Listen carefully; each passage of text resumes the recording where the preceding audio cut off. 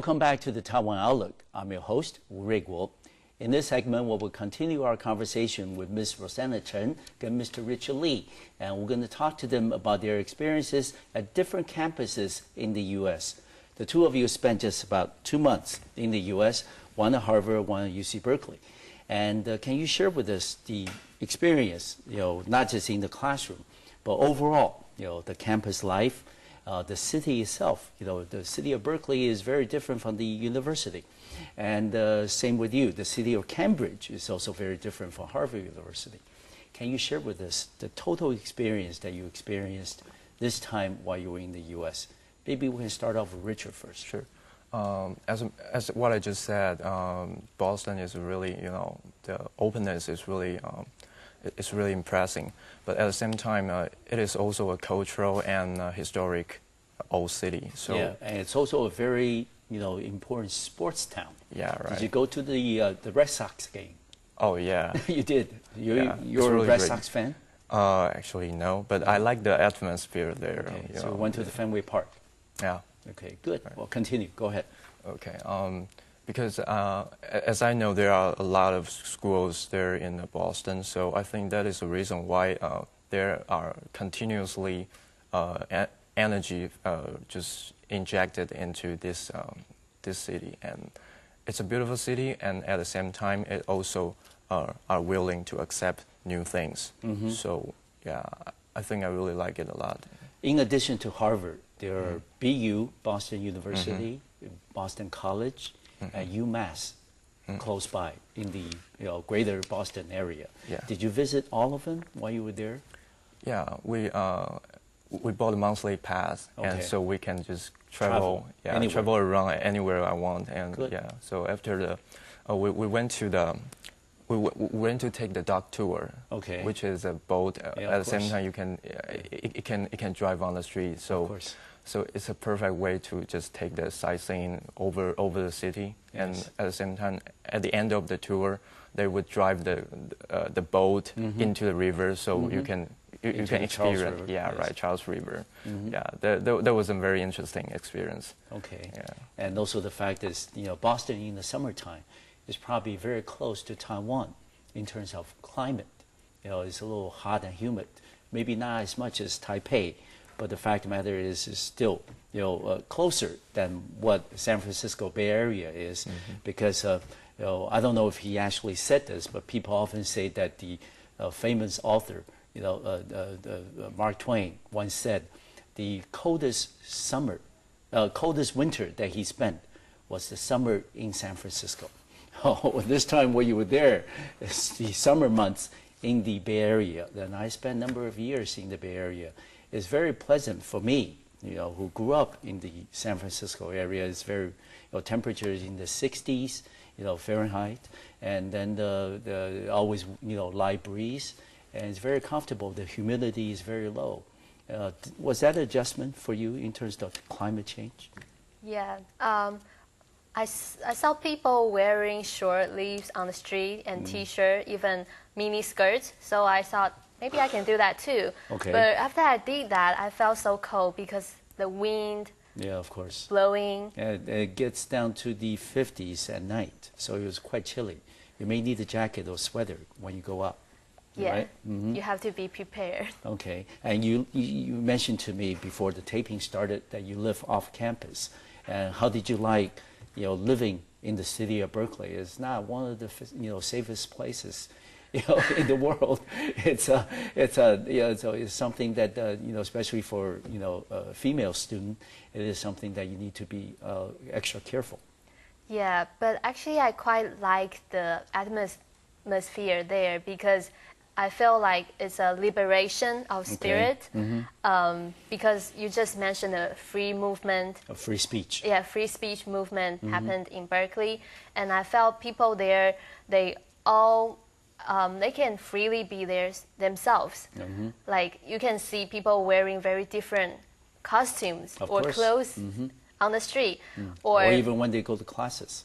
Yeah, and they wear flip-flops or just their styles. And I can even see people sitting on the street in the morning, and in Taiwan, maybe you will call them beggars, but I think there they are just enjoying their life. Yes, and they're part of it, the part of the city, the part of the university.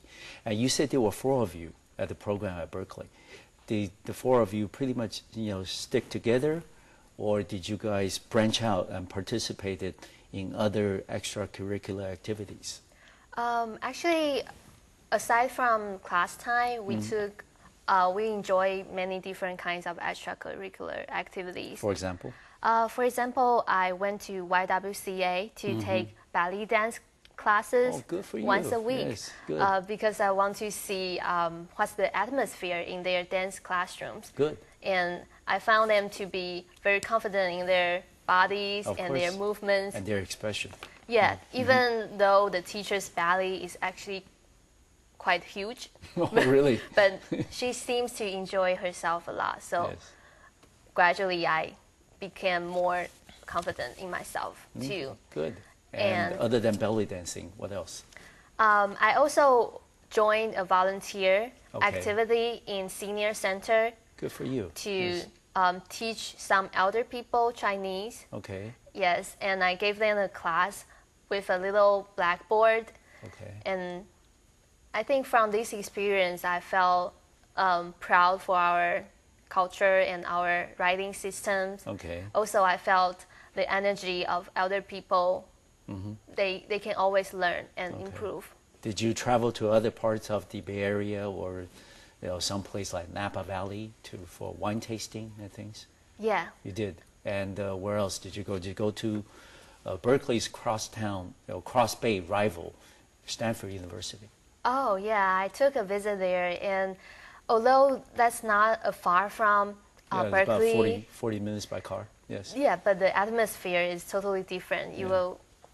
I felt a subtle gap between the wealthier and the poor, but the haves and have-nots. No? Yes. Okay, but Berkeley is, of course, one of the leading public universities, institutions in the U.S. And Stanford is a private institution, and also the fact is Stanford has had a number of very prominent and well-known alumni.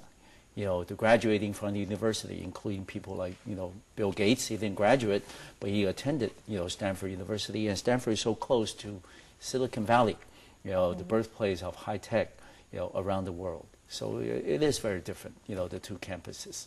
Yeah. And Stanford is a lot bigger, and it's flatter, and Berkeley is on the hill. So, the geography is very different as well. So I bet Berkeley students have stronger thighs. Okay. How about you, Richard? Did you participate in any extracurricular activities? Actually, other than the Red Sox game. Yeah, sure. About the extracurricular, just one time I just walked by the campus. I found that there is a political campaign going on there, and I just talked to those volunteers. I found that it was held by the sort of right-wing students and volunteers, and they are arguing about the healthcare issues. Okay. Which is number one issue in the U.S. Yeah, right. And so I'm sort of actually I don't think I participate in, but I just discuss it with them and try to understand why do they oppose to it. Because I found out that they have a kind of a distrust to their government. They worry that the government will take over the people's liberty, something like that. I think it's a little bit different from our attitude to our government in East Asia. Okay. Yeah. And did you participate in some of the more international activities while you were in Boston? Like symphony orchestra. Did you participate in some cultural activities? When they have exhibitions on campus or close by? There is an interesting performance which is performed by Chinese in Boston or Taiwanese in Boston. They perform the Chinese traditional dancing, and it was in Boston University, and I found that many other so-called Western people are very enjoying the show, and they are very willing to give them the applause. So I feel quite interesting because you can see, wow, the cultural, just meet together at the city. Okay. Yeah. Both of you are currently at graduate school in Taiwan. You at Korean University and you at National Taiwan University. How is the student life in Taiwan compared with the student life for the 6 weeks that you experienced in the U.S.? How do the two lifestyles differ? What were the major differences you've discovered, Rosanna? For me, I think it's the attitude Okay. of the students, because students in Taiwan, most of them are not far from their home. Compared to our counterparts in the U.S., they may come afar to attend university. So I felt they feel more, much more motivated to explore, because they are not confined by any cultural inhibitions and things. Yes. Yes. How about you, Richard? Actually, my observation is a little bit similar with Rosanna, and I think, living with their family is really a unique situation in Taiwan and as well as in East Asia, and that's what I didn't find in the U.S. And therefore, students are more ambitious and have more time to think about themselves, but at the same time, I think They're more independent. Yeah, independent, but maybe they need to spend more time with their family. Okay, good. I don't know. We're going to take another break, and we'll be right back to the Taiwan Outlook, and we'll continue our conversation with Richard and Rosanna. I'll see you in 2 minutes.